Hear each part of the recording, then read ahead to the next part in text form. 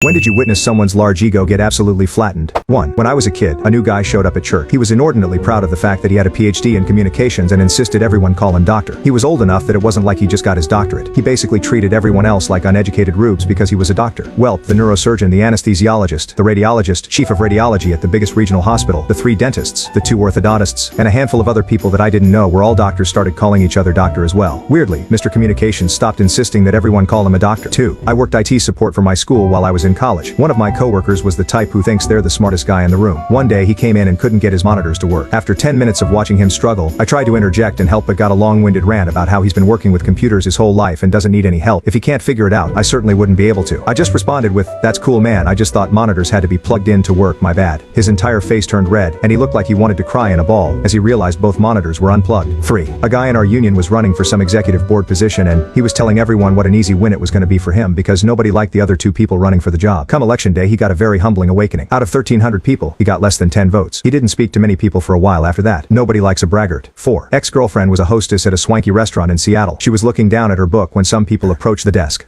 And a guy said, "I need a table for 8. She said without looking up, "It's probably going to be at least a 90-minute wait." The person says, "But I'm David Copperfield." X says, "Then maybe you can make a table appear." Finishes what she's doing. Looks up. It's actually David Copperfield. No table appeared. 5. There was an arm wrestling trend going on at my high school during my junior year, and there was an all-star athlete on my basketball team we called Pat who was very arrogant. He wasn't the best on the team at basketball, but he started in every single sport and he was absolutely jacked for a 17-year-old. One day he challenges this handicapped kid at our school to an arm wrestling match over who gets to use this particular tool in shop. Anyways, they get set up, everyone's watching, and the match starts. 15 seconds go by and Pat couldn't move this kid's arm at all. He just sat there smiling at Pat and watched the smug and cocky attitude disappear. Then he easily pinned his arm and let Pat use the tool anyway. He walked away humming to himself like usual. What a boss. 6. I got into an argument with some guy. Tried to talk tough. I thought it would be 2 guys talking crazy and it would be over. But he wasn't bluffing. He wanted to fight. I backed down and apologized. Learned a humbling lesson that day. This is not high school. Don't write checks you can't cash. 7. I beat out a guy for a promotion. He was